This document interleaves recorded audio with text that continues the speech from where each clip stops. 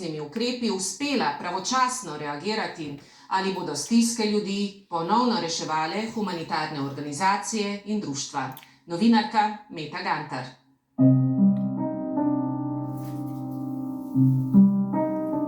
Luksuza ne poznam že, ne prevoščim si niti burega, mislim, ne grem, ker vsem ne gre. Oziroma reč pričakujem 2 evrov. Nasogovornik je zaradi velike družbene stigme želel ostati anonimen, ima namreč nizke prihodke. Zaradi kroničnega nevrološkega stanja je nezaposljiv. Moj prihodek mesečni je malo manj kot 600 evrov, socialna pomoč in varstveni dodatek.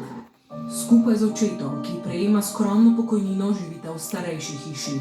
Prav očetovi prihodki jima olajšajo trenutno življenjsko situacijo. Ne upam niti pomisliti. Če očeta ne bo, ne vem. Zaveda se namreč, kako hitro se življenje lahko spremeni. Vjočim zaradi sebe. Moja situacija me sploh ne boli. Ker mi ne gre slabo, kljub vsemu, da nimam, da sem privoščil česa, mislim, živim po slovo, okej. Ampak kako eni živijo, to pa je, žalostno. Prihranjene evre zato nameni znanki, ki zaradi prirojene deformacije hrbtenice prejema zgolj socialno podporo v višini 400 evrov. Živi v najemniški hiši. Največji njen strošek sta neprofitna najemnina in hrana. Sledijo stroški zavarovanja, elektrike in ogrevanja, prevoza, telekomunikacij in komunale. Na koncu meseca bi čez palec ostalo le okoli 60 evrov. Marsikdo ravno zaradi velike finančne stiske s plačilom položnic odlaša. Zdaj na prvo žogo, tako ko zdaj na distanci gledamo, bomo rekli, neodgovorni so se in ne plačujejo redno položnice. V resnici pa gre za eno apatijo. In dosti krat se pri teh ljudeh kaže ravno v tem, da enostavno položnice dajo v predal zaprejo in kar ne vidiš, ne boli. Nekateri se zato obračajo na humanitarna društva, kot je denimo Upornik. Do sedaj so tam socialno ogroženim starejšim za plačilo položnic mesečno namenili 35 evrov, a to ni več dovolj. In zdaj seveda, če pa meni prinese položnico tudi za 120 ali 160 evrov, seveda po tem, kar imamo mi dogovorjeno, ne gre. In tu bomo zdaj morali nekaj narediti. In delamo na tem, da bomo seveda, preden se bi karkoli dramatičnega zgodilo, bomo Uporniki tudi odreagirali. V minulih 2 letih, ko je bilo prejetih donacij več od razdeljenih paketov, so nabrali nekaj prihrankov, s katerimi bodo višino pomoči lahko dvignili. Vse večje stroške za pomoč okoli 2000 oskrbovancem beleži tudi društvo Humanitarček. Morate vedeti, mi vseeno delamo s starostniki, ki si za 10 evrov kupijo malo da ne 14-dnevni nakup. In mi vidimo še bistveno slabše, ko v resnici ne kuhajo nič drugega kot sladkan čaj. Že zgolj njihov osnovni prehranski paket se je podražil za od 15 do 20%. Povečanje osnovnih življenjskih potrebščin je res šlo tako v nebo, da bodo ljudje preprosto morali izbirati, ali bodo kupili mleko ali pa bodo kupili kruh. Rast povpraševanja po pomoči opažajo tudi na škofijski Karitas v Celju. Se pa pozna, da prihajajo tudi več, tudi po hrano, kar pomeni posledično, da prihranijo denar za položnice. Zaradi višjih cen prihajajo prošnje za pomoč tudi strani skupin, ki jim to ni bilo v navadi. Predvsem opažamo, da so tukaj osebe oziroma družine, kjer je zaposlen samo eden, so nizki prihodki in nekako skozi te socialne transferje izpadejo. Stroški posameznih gospodinjstev se lahko precej razlikujejo. V enem letu je bila o primerljivi porabi položnica za električno energijo ponekod višja za 34% in več. Položnica za komunalo je bila lahko višja tudi za 57%.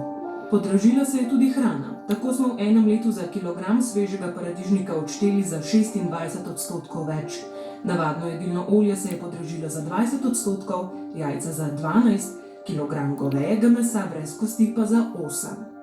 Čeprav so trgovci uvajali akcije in popuste, naj bi bile podražitve na naših denarnicah vidne še posebej nekje do marca.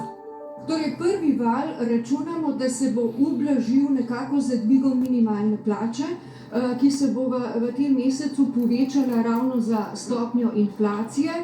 Če bi pa se pritiski na cene nadaljevali, bi pa seveda povečana inflacija lahko tudi vplivala na potrošnjo. K lanskoletni skoraj 5-odstotni inflaciji so najbolj pripomogle visoke cene naftnih derivatov, energentov, surovin in delovne sile, pa tudi pandemija, monopoli in podnebne spremembe. Na drugi strani pa seveda imamo tudi učinek zapoznele inflacije, ki se kaže v temu, ko je pač proizvod, ki je bil izdelan v lanskem letu, ko prišel še letos na police in še letos bo dražji, lansko leto še ni bil. Gospodarska zbornica sicer še vedno čaka, da bi vladi predstavila svoj predlog, ki bi podjetjem s povečanimi stroški energije povrnila del razlike, ki jo niso mogli prenesti v končno ceno produktov ali storitev. Dve možnosti sta. Ena izmed teh, ki smo jo tudi predlagali, je, da bi v bistvu podjetja dobila pomoč, subvencijo približno v polovičnem dvigu minimalne plače, to bo 30 evrov mesečno na upravičenega zaposlenega, na upravičen subjekt seveda.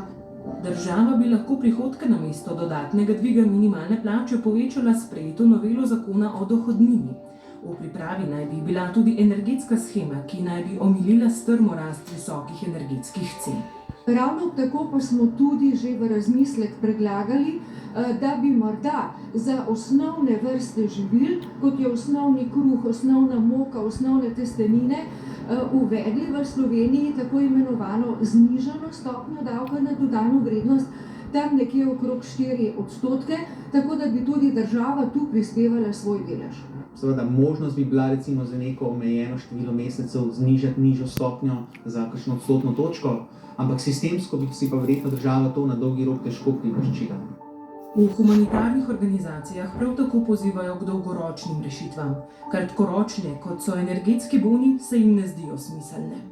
En mesec so oni rešeni. Država jih je en mesec rešila, ampak mi govorimo o 6-mesečni kurilni sezoni. Mi govorimo o 12-mesečnem življenju, ki pa ni vredno in ni dostojno človeka. Glede na to, da smo videli, da je ena od glavnih stvari, ki se je povišala, so bili stroški za hrano. Jaz mislim, da je potrebno narediti neko sistemsko rešitev, kam bodo šli vsi viški hrane, vključiti starostnike aktivno v viške hrane. Neenakosti med gospodinjstvi so namreč vse večje. Petina dohodkovno najrevnejših gospodinjstev je v povprečju letno beležila 2-odstotno inflacijo, kar je 0,6 odstotne točke več kot petina najpremožnejših. Najpremožnejših 10% gospodinjstev pa je predlani v Sloveniji imelo v rokah 44% vsega premoženja. Dajmo se zmeniti, ugotoviti, koliko je tega denarja in dajmo permanentno postaviti neke temelje, da bodo ti ljudje imeli res dostojno starost. In dostojna starost ni biti samo sit pa plačane položnice. Država se po mnenju nevladnikov še vedno preveč zanaša nanje, obenem pa jih ne sprejema kot enakovredne sogovornike. Prav pogovor pa je tisti, ki včasih socialno šibkim pomeni toliko kot finančna pomoč. Ne samo, da se plača položnica, da lahko ta človek, da ga nekdo obišče, da se pogovori z njim, da bo da neko upanje, da bo tisti strah v žene, kar bo jutri. Boj za čisto in zdravo okolje postaja eden bolj pomembnih bojev na področju človekovih pravic. Tudi v okolici Sevnice se mnogi bojijo, da bodo izpusti podjetja Silicon, ki je po podatkih časopisa Finance v večinski lasti enega najbogatejših Slovencev, načeli njihovo zdravje. Dopustna meja izpustov na posameznih napravah podjetja je bila presežena celo 18-krat. Katere snovi prebivalci vdihavajo, pa sploh ne vedo. Novinarka Aleksandra Dežman.